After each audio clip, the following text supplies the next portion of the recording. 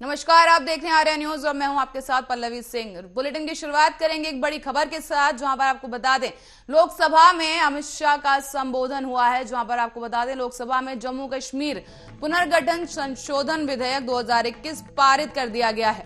लोकसभा में बोले गृह मंत्री अमित शाह कि जम्मू कश्मीर में विकास हमारी प्राथमिकता है। जम्मू कश्मीर की स्थिति को समझना जरूरी है। तो वहीं कश्मीर में कोई अफसर बाहरी नहीं है, सभी भारतीय अफसर है। आपको बता दें अमित शाह ने लोकसभा में ये बोला है कि अफसरों को हिंदू मुस्लिम में बांटना ठीक नहीं होगा। तो वहीं जम्मू कश्मीर में करीब 28 योजना पूरी की गई हैं और इसके साथ ही उन्होंने ये भी कहा कि वोट बैंक की राजनीति के चलते कश्मीर में धारा 370 लागू रही। बड़ी खबर इस वक्त की हम आपको बता रहे हैं, जहां पे जम्मू कश्मीर में जो योजनाएं लागू की गई हैं उसके बारे में अमित शाह, गृह मंत्री अमित शाह ने दी जानकारी। और साथ ही आपको बताते चलें कि ये विधेयक 2021 पारित कर दिया गया है। बड़ी खबर इस वक्त की आपको बता रहे हैं आर्या न्यूज के जरिए, जहां पर जम्मू कश्मीर से जुड़ी बड़ी खबर सामने आई है। आपको बता दें लोकसभा में जम्मू कश्मीर पुनर्गठन संशोधन विधेयक 2021 पारित कर दिया गया है।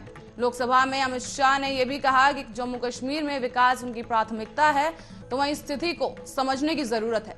इसके साथ ही अमित शाह ने यह भी कहा कि कश्मीर में कोई भी अफसर बाहरी नहीं है, सभी भारतीय अफसर हैं। और इसके साथ साथ उन्होंने कहा कि हिंदू मुस्लिम में अफसरों को बांटना ठीक नहीं है।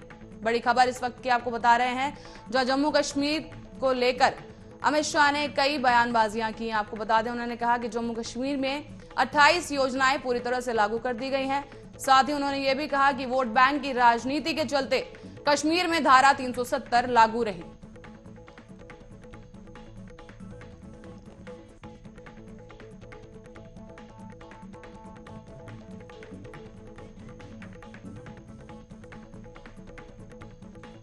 तो वहीं रुक करते हैं अगली खबर की ओर, जहां वित्त मंत्री निर्मला सीतारमण ने लोकसभा में शनिवार को बजट पर चर्चा का जवाब देते हुए एक बार फिर से कांग्रेस और विपक्ष पर निशाना साधा है। उन्होंने कहा कि कांग्रेस क्यों पहले कृषि कानूनों का समर्थन करती थी और अब क्या बदल गया है। किसानों को इतना ज्ञान देने वाली कांग्रेस बहुत से राज्यों में चुनाव जीतने के लिए कहती थी कि हम लोग कृषि लोन देंगे, लेकिन मध्य प्रदेश में यह लागू नहीं हुआ है। कांग्रेस ने वोट लिया है और किसानों को गुमराह किया गया है। कांग्रेस ने राजस्थान, मध्य प्रदेश और छत्तीसगढ़ में कर्ज माफ नहीं किया है। उम्मीद थी कि कांग्रेस पर इस बयान पर देगी, लेकिन नहीं दिया गया। उम्मीद थी कि कांग्रेस पराली के विषय पर पंजाब में कांग्रेस सरकार द्वारा किसानों को कुछ राहत दिलाएगी, मगर यह भी नहीं किया गया है।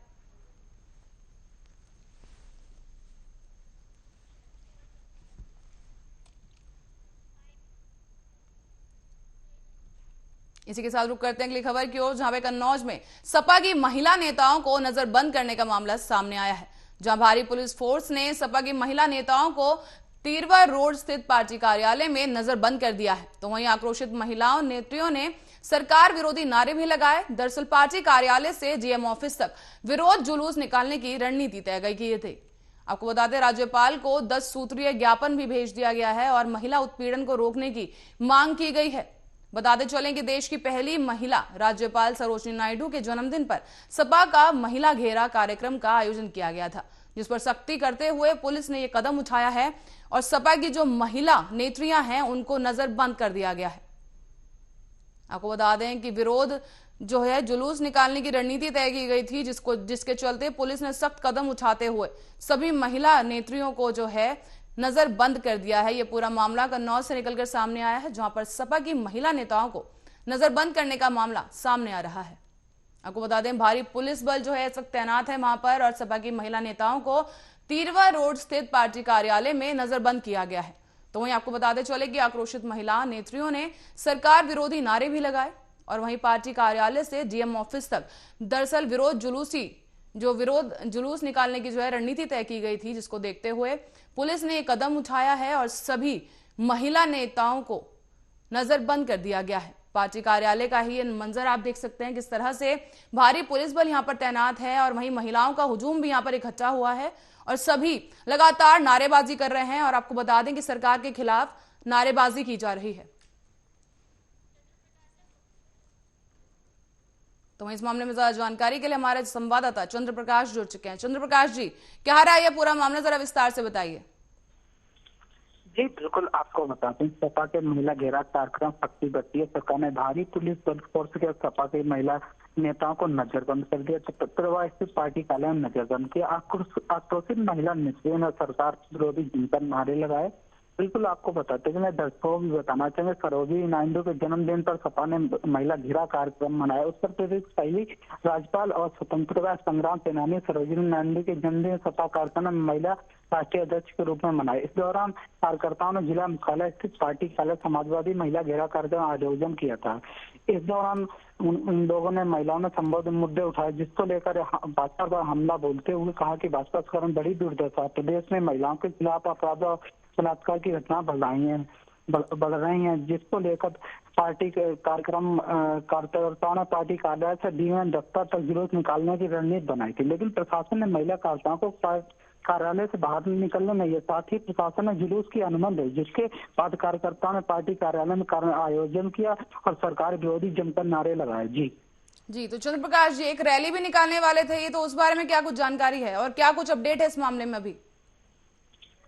जी बिल्कुल, लोगों का रैली पार्टी कार्यालय से डीएम दफ्तर तक रैली निकालने वाले थे।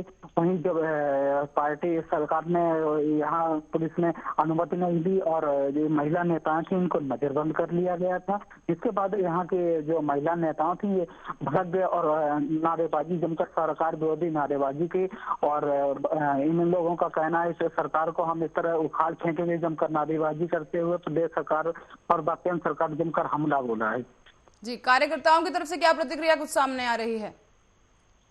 फिलहाल ये कनौजीपुर जिला अध्यक्ष कंचन कनौजिया की अगुवाई में ये महिला मोर्चा का ये घेरा का कार्यक्रम कराया गया था, जिसमें लोग भारी संख्या में महिलाएं पहुंची थी और इन लोगों का जिस तरह से ये कार्यक्रम था और पुलिस ने इनको अनुमति नहीं दी थी। चंद्र प्रकाश जी, और भी सपा के कार्यकर्ता क्या पहुंचे हैं परिसर में महिलाओं को छुड़ाने के लिए, या इसके अलावा किसी तरह का विरोध प्रदर्शन किया जा रहा है वहां पर?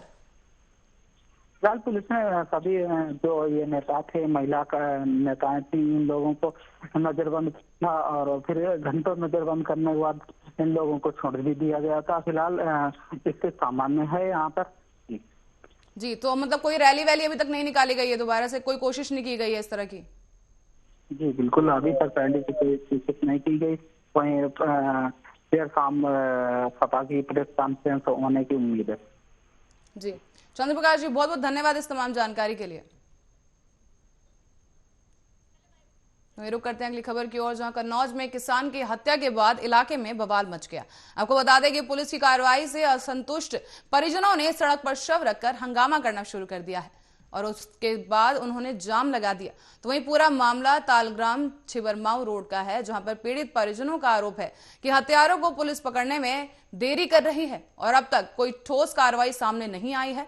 दरअसल किसान का शव खेत में बनी एक कोठरी में खून से लथपथ हालत में मिला था, पर आरोपी को अब तक गिरफ्तार नहीं किया गया है। तो वहीं लोगों ने जाम लगाकर पुलिस पर लापरवाही का आरोप लगाते हुए बहुत ज्यादा नारेबाजी की है। और आपको बता दें, हालांकि सड़क जाम की सूचना पर पुलिस अधिकारी मौके पर पहुंच गए और सभी नाराज परिजनों को कड़ी कार्रवाई करने का आश्वासन देकर जाम खुलवाया गया है। पूरा मामला कन्नौज से सामने आया है, जहां पर आपको बता दें एक किसान की अज्ञात परिस्थितियों में शव मिलने से हड़कंप मच गया था। तो वहीं किसान जो है उसका शव खून में लथपथ हालत में मिला था और उसी की खेत की एक कोठरी में ये शव मिला था, जिसके बाद पुलिस मौके पर पहुंची थी। शव को पोस्टमार्टम के लिए जो है ले जाना चाह रही थी, लेकिन कहीं ना कहीं परिजनों का आरोप है कि पुलिस जो है पूरी कार्रवाई में देरी कर रही थी, जिसको लेकर जाम लगा दिया गया। घनश्याम पाठक नामक व्यक्ति की मृत्यु हो गई थी। पारिवारिक जनों का कहना था कि हमारे पिताजी की हत्या कर दी गई है।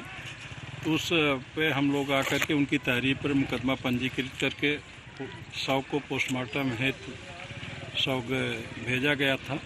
उसको ले आकर के परिवारजनों के जब नाते रिश्तेदार आ गए तो कुछ असंतुष्ट थे और उनकी सूचना पे मुझे पता चला कि रोड जाम करने वाले हैं। तो मैं आया, परिवारजनों से बात किया, उनके सभी परिवार के नाते रिश्तेदारों से। तो उनका कहना था कि मेरा एक बेटा पहले खो गया था और मेरे पिताजी की हत्या हो गई और मेरी हो गई। तो उनको आश्वस्त करते हुए कि जो भी विधिक कार्रवाई होगी शीघ्र से शीघ्र की जाएगी। ये मेरे समझाने पे पूरा परिवारजन संतुष्ट होकर के शव को दाह संस्कार हेतु ले गए।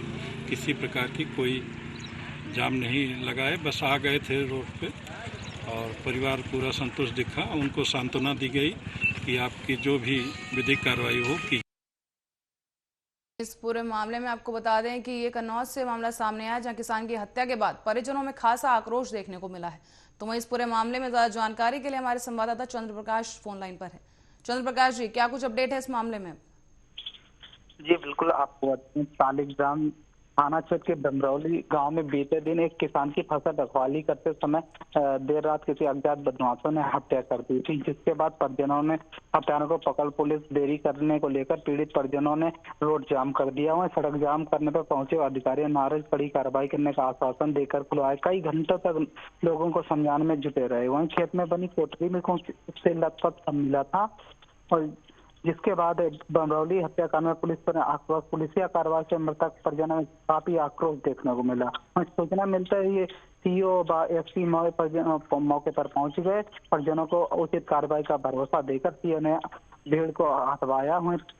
जी, तो चंद्र प्रकाश जी, क्या कुछ कारण रहे कि परिजनों की तरफ से पुलिस के ऊपर लापरवाही का आरोप भी लगाया गया और उन्होंने ये भी कहा कि पुलिस जो है कार्रवाई में देरी कर रही है? बिल्कुल, अभी कल जिस तरह से इन लोगों ने तहरीर दी थी, अज्ञात लोगों पे हत्या का अंजाम दिया, जिसके बाद पुलिस अपनी तरफ से कार्रवाई कर रही थी, जिसके बाद परिजनों को कहना है पुलिस कार्रवाई में देरी कर रही है। इनसे पहले भी कोई इनका लड़का लापता हो गया था, जिसको लेकर उन्होंने ये भी मुद्दा उठाया कि हमारा वो भी कार्रवाई नहीं की गई थी, जिसके बाद इनको कहना है कि पुलिस देरी करे। जिसके बाद मौके पर पुलिस पहुंची थी और सीओ ने काफी समझा बुझाकर जाम खुलवाया। तो चंद्र प्रकाश जी, किसी तरह का शक किसी इंसान पर जो है परिजनों की तरफ से जताया गया है अभी तक? अभी तक परिजनों को तरफ किसी पर शक नहीं जताया गया। परिजनों ने अज्ञात बदमाशों के खिलाफ तहरीर दी है, उसके विषय मुकदमा पंजीकृत कर दिया और विधिक कार्रवाई की जा रही है। जी, पुलिस का इसमें क्या कुछ कहना है? ये चोरी की घटना को लेकर इस तरह का हत्या हुई है या फिर किसी रंजिश का जो है ये मामला नजर आ रहा है? अभी अज्ञात लोगों के खिलाफ तहरीर दी गई है, लेकिन अभी परिजन कुछ साफ तरह से कह नहीं पा रहे हैं और परिजनों का सीधा आरोप है कि इन लोगों को हत्या जिन लोगों ने की है उनको तत्काल गिरफ्तार किया जाए, उनको जेल भेजा जाए, सलाखों में डाला जाए। वहीं पुलिस का कहना है कि बहुत जल्दी इन लोगों के कुछ सुराग मिले हैं और जल्दी गिरफ्तार कर जेल।